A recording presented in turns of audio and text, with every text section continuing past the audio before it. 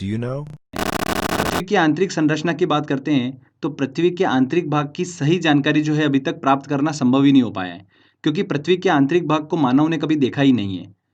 Africa की जो सोने की खदानें हैं वो भी 3 से 4 किलोमीटर तक गहरी हैं। इससे ज़्यादा की गहराई में जा पाना अभी तक संभव ही नहीं हो पाया है, क्योंकि जैसे जैसे पृथ्वी की गहराई में जाते हैं तापमान जो है, टेम्परेचर जो है बहुत ज़्यादा बढ़ने लगता है। आज तक का अगर सबसे गहरे ड्रिल की भी बात करें तो आर्कटिक महासागर के कोला क्षेत्र में 12 किलोमीटर की गहराई तक ही वो ड्रिल हो पाया है। और ज्वालामुखी भी जो है हमें 60 किलोमीटर से ज़्यादा की गहराई की जानकारी जो है वो नहीं देते हैं। तो भूवैज्ञानिकों ने बहुत सारे सोर्सेज की हेल्प से पृथ्वी की आंतरिक संरचना का अनुमान लगाया है।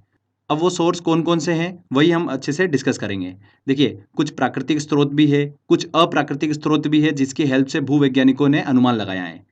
तो देखिए, प्राकृतिक स्रोत में क्या-क्या आता है, जैसे कि ज्वालामुखी उद्गार से, भूकंप विज्ञान जिसे सिस्मोलॉजी कहा जाता है, उसकी हेल्प से वैज्ञानिकों ने पृथ्वी की आंतरिक संरचना का अनुमान लगाया है। इसमें सबसे इम्पोर्टेंट ध्यान रखिएगा, भूकंप विज्ञान सिस्मोलॉजी की हेल्प से पृथ्वी के आंतरिक भाग का देखिए अनुमान लगाना संभव हो पाया है। देखिए, भूकंप विज्ञान सिस्मोलॉजी क्या है? इसके अंतर्गत भूकंपी तरंगों की मदद से पृथ्वी की आंतरिक भाग का अनुमान लगाया जाता है। भूकंपी विज्ञान मतलब सिस्मोलॉजी। इसके बाद देखिए अप्राकृतिक स्रोत की बात करते हैं, तो जैसे कि डेंसिटी, प्रेशर, टेम्परेचर, इनकी हेल्प से भी पृथ्वी की आंतरिक संरचना का अनुमान जो है भूवैज्ञानिकों ने लगाया है। अब देखिए डेंसिटी टर्म को अच्छे से समझ लीजिए, अगर आपको नहीं पता है तो। डेंसिटी क्या होती है? एक निश्चित एरिया में, मतलब एक निश्चित वॉल्यूम में किसी मटेरियल का वजन जितना होगा वो उसकी डेंसिटी होगी। इसको एक एग्जांपल से समझते हैं। जैसे कि 1 मीटर क्यूब में रुई हमने रख दी है और 1 मीटर क्यूब में हमने लोहे की बॉल को रखा है। तो देखिए क्यूब 2 में जिसमें लोहे की बॉल है उसका वजन ज़्यादा है, तो क्यूब 2 की डेंसिटी जो होगी वो ज़्यादा होगी। सिंपल सी बात है। एक निश्चित एरिया में, एक निश्चित वॉल्यूम में किसी मटेरियल का वजन जितना होगा वो उसकी डेंसिटी होती है। क्लियर? और डेंसिटी का रिलेशन जो होता है वो डायरेक्टली प्रेशर से होता है। ठीक है, डेंसिटी अगर बढ़ेगी तो प्रेशर भी बढ़ता है। और प्रेशर का जो रिलेशन होता है वो डायरेक्टली किससे होता है? टेम्परेचर से होता है। प्रेशर बढ़ेगा तो टेम्परेचर भी बढ़ता है। तो वैज्ञानिकों ने देखा कि पृथ्वी के बाहरी सतह से आंतरिक सतह की ओर जाने पर घनत्व जो है, डेंसिटी जो है उसमें वृद्धि होती है। तो अगर डेंसिटी बढ़ रही है मतलब प्रेशर भी बढ़ रहा होगा। तो इससे पता चलता है कि पृथ्वी का आंतरिक भाग जो है वो भारी धातुओं से मिलकर बना हुआ है। क्लियर? ये भूवैज्ञानिकों ने अनुमान लगाया।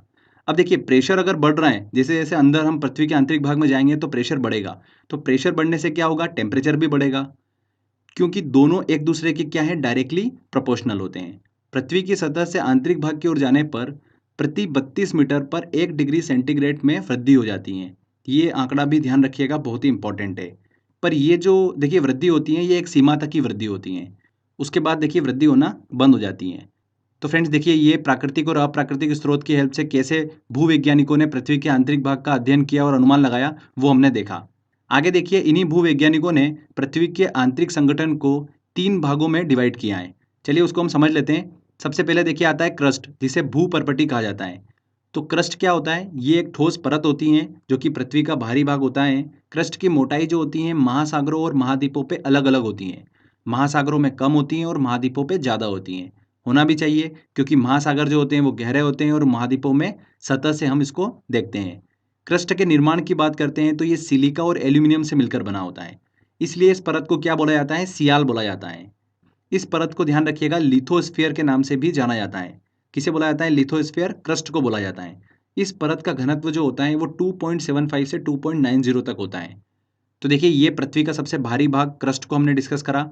इसके बाद देखिए क्रस्ट के निचले वाले भाग को क्या कहा जाता है? मेंटल कहा जाता है। पृथ्वी के आयतन का 83% और द्रव्यमान का 67% जो भाग होता है वो मेंटल ही होता है। मेंटल का जो निर्माण हुआ है वो किससे हुआ है? सिलिका और मैग्नीशियम से इसका निर्माण हुआ है। अगर क्रस्ट और मेंटल में आप कंफ्यूज हो जाते हैं तो ऐसे ध्यान रखिएगा, देखिए दोनों में सिलिका सिलिका तो आ ही रहा है। एल्यूमिनियम और मैग्नीशियम में आपको कंफ्यूजन हो सकता है। तो मेंटल में देखिए एम से स्टार्ट हो रहा है और मैग्नीशियम भी एम से स्टार्ट होता है। तो उस तरीके से आप इसको याद रख सकते हैं। तो ये हमने डिस्कस करा, मेंटल का निर्माण जो हुआ है वो सिलिका और मैग्नीशियम से हुआ है। इसलिए इस परत को क्या बोला जाता है? सीमा कहा जाता है। क्रस्ट को क्या बोला जाता है? सियाल बोला जाता है। मेंटल को क्या बोला जाता है? सीमा बोला जाता है।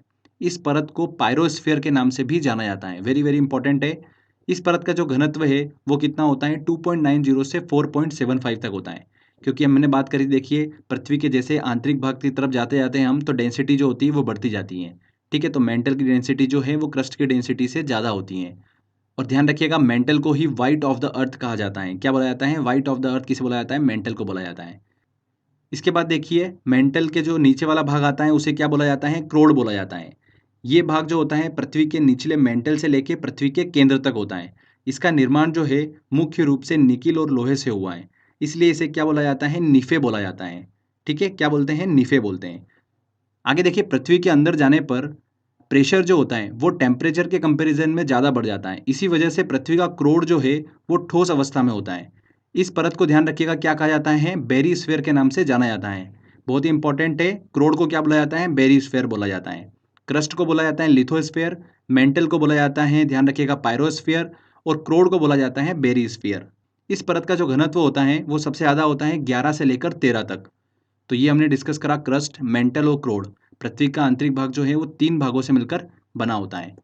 अब देखिए एक वेरी वेरी इंपॉर्टेंट पॉइंट ध्यान रखिएगा, जो पृथ्वी की आंतरिक संरचना है उसके रासायनिक संगठन को सबसे पहले किसने समझाया था, ऑस्ट्रिया के भूवैज्ञानिक स्वेस ने समझाया था। वैज्ञानिक स्वेस ने ही देखिए पृथ्वी की आंतरिक संरचना को सियाल, सीमा और निफे के माध्यम से समझाया था। तो फ्रेंड्स देखिए ये एक छोटा सा टॉपिक था, पृथ्वी की आंतरिक संरचना। आई होप आपको समझ में आया होगा।